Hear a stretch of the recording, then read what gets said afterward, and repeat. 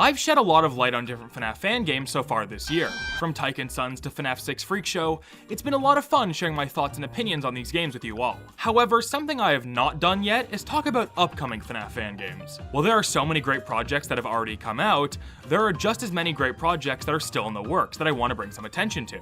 When it comes to covering upcoming games, I'm always unsure exactly how to go about it. Well, thanks to a fantastic FNAF event called Fangame Direct, I have been given the perfect opportunity to do just that. Fangame Direct is an event happening this October that aims to show off a bunch of trailers for upcoming FNAF fan game projects. They asked me and a bunch of other FNAF content creators to be part of the event, and of course I said yes. So today, I'm going to talk about a handful of FNAF fan games that will be featured in the event, and talk about why I'm so excited for them. You may have heard of some of them before, but others could be hidden gems that would have never been on your radar. So stick around as I talk about some of the coolest upcoming FNAF fan games that are part of this event. Without further delay, let's get into it. But first, this video is sponsored by World of Warships. World of Warships is a free-to-play game available right now on PC. The game features stunning, newly updated graphics across more than 40 unique maps. There are tons of ship classes to choose from, including battleships, cruisers, and even submarines. World of Warships is updated every single month with new content, whether it be new ships,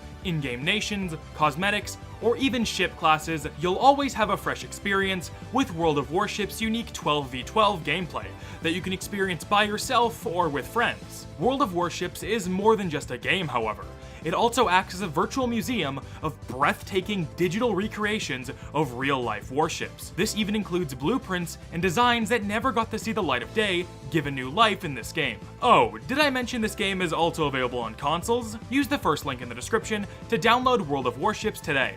You'll get a huge starter pack if you use the code BRAVO during registration. This pack includes 500 doubloons, 1.5 million credits, 7 days of premium account time, and 1 free of choice ship after you complete 15 battles. Thank you to World of Warships for sponsoring this video. Welcome to Freddy's. You might recognize this project if you watched my video on FNAF 6 Freak Show, as the game is being made by the same person, Marco Antonio. Welcome to Freddy's originally started out as a bit of a parody game for FNAF Plus, as its original name was FNAF Minus. However, over time, the game took a bit of a life of its own, which led to the name being changed to Welcome to Freddy's. A lot has been done to make this game feel like more than just a simple remake of the first FNAF game. New mechanics are being added, along with some brand new characters. The new characters are insanely cool, and I'm interested to know what their mechanics end up being. I'm assuming the core gameplay will at least be similar to FNAF 1, so it'll be cool to see what any additional mechanics bring to the gameplay loop. The new characters are Sparky the dog and Everest the wolf, which fit into the core cast super well. Sparky is, of course, the famous hoax character that tricked many people back in the FNAF 1 days.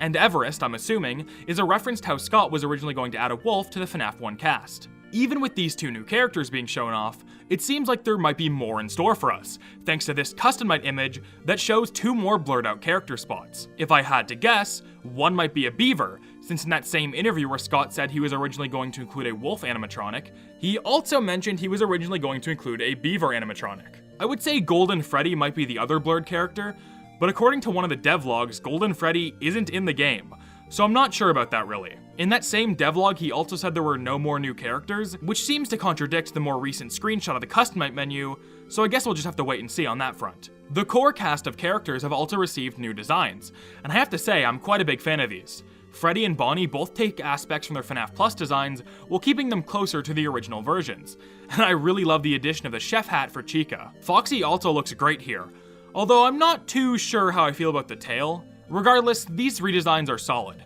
and I'm excited to see them in action when the game finally drops. The gameplay you've been watching in the background is from the first trailer. My biggest problem with the game so far is definitely how the office looks. Something about it feels very off to me, I don't know. It looks almost too cluttered. The thing is though, a lot could have changed since this first trailer dropped, so it's hard to take any of this footage as a solid indication of what the final game will look like. Hey, maybe the office will warm up to me when I actually play it. Who knows? The game is confirmed to have some cool extra modes as well, which should be a lot of fun. I really enjoyed the Scrap Chica minigame in Freak Show, so I'm assuming it'll be little things such as that. The way Marco models animatronics is super up my alley.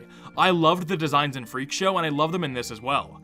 I'm really hoping this game is good, and I'm super excited to play it when it drops. You can expect a full video on this game 100% after I play it. I made a video on Marco's cancelled FNAF fan game, so I might as well make one on the game that actually comes out.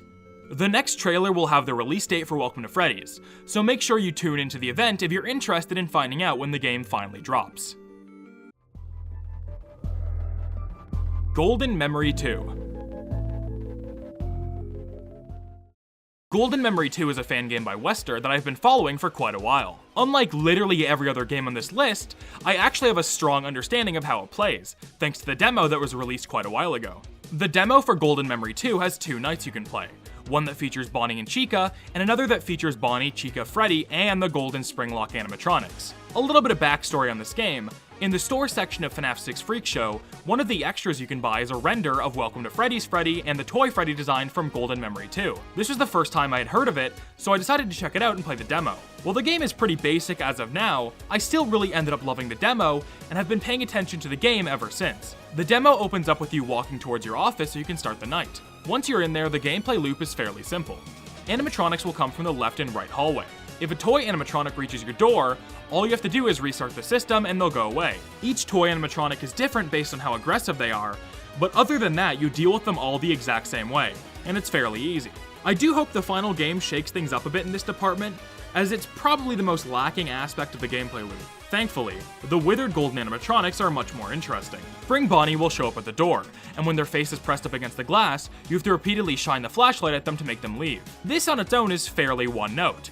However, Fredbear adds a lot to this mechanic. Fredbear hates being looked at, so when he shows up at the door, you have to completely ignore him in order to make him leave.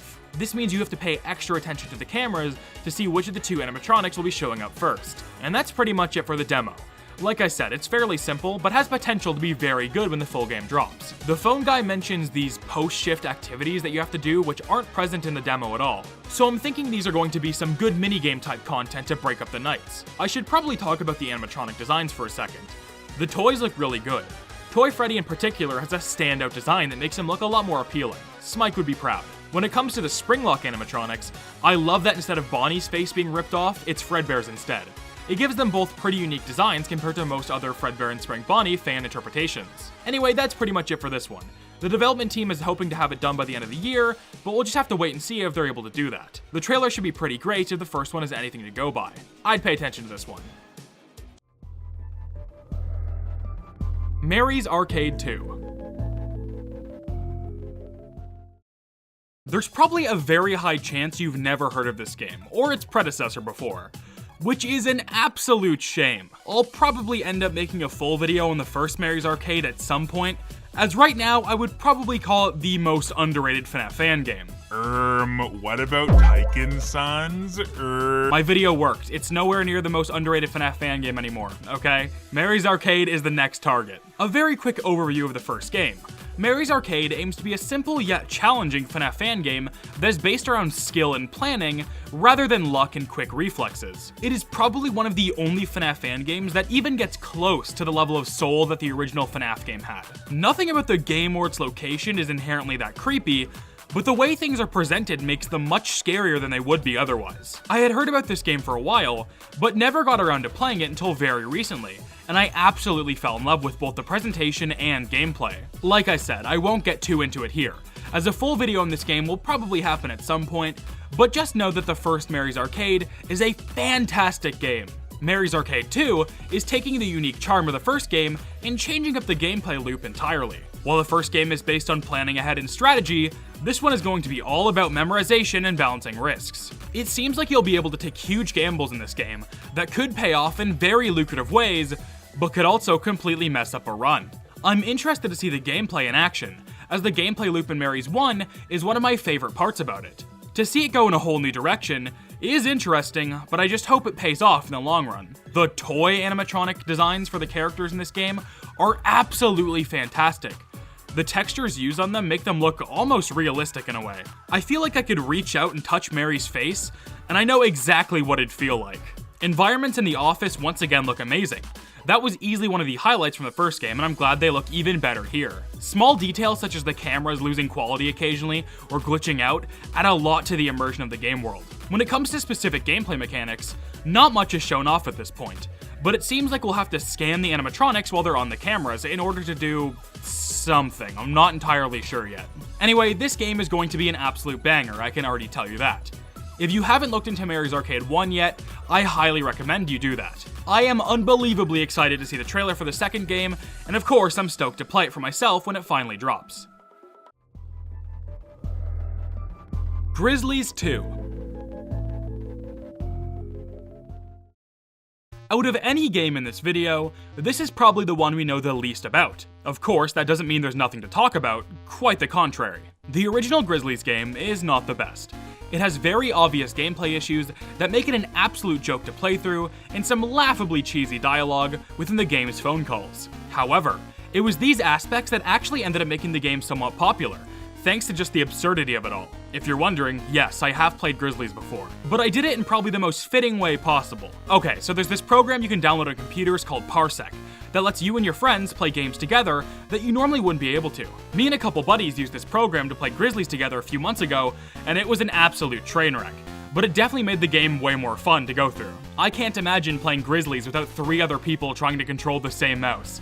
It was very fun. Anyway, thanks to GRIZZLY'S becoming somewhat ironically popular, GRIZZLY'S 2 was put into development, and it looks unironically great. Lots of teasers and various animatronics have been posted that show off just how goddamn good these models are. It's clear a whole lot of effort is being poured into this project, and I have to say I am genuinely very excited for it. Baddington is doing the VHS tapes for it as well, which is always a treat. I just want to highlight how goddamn cool these animatronic designs are. They are genuinely scary looking, which is a nice change of pace from a lot of other fan games having very over-the-top, but not necessarily scary designs. And don't get me wrong, I love those sorts of designs as well, but man, these look refreshing as hell. The concepts here for characters are also really creative. A flower, a toad, a frickin' gladiator, it's safe to say this game will likely be great. The creator of GRIZZLY'S, Lester Tellez, has gone on record stating he wants this game to be genuinely scary. So hey, I hope the game lives up to that at the very least. If you want to know more about GRIZZLY'S or Lester, I highly recommend watching the baddest videos on both GRIZZLY'S and their interview with Lester. Both are great watches, and pretty much go over everything better than I ever could here. Don't sleep on this game just because of the first one. GRIZZLY'S 2 is shaping up to be one of the best FNAF fan game comeback stories of all time. Don't expect the game to come out anytime soon, but the trailer at Fangame Direct should be a great look at what GRIZZLY'S 2 has to offer. Before I wrap up here, I'd love to give some honorable mentions to other cool looking games that will be at the event that I didn't give full sections to in this video. Playtime with Percy has a very unique art style for a FNAF fan game, and it's looking to be a pretty fun one from the bits and pieces I've seen from it.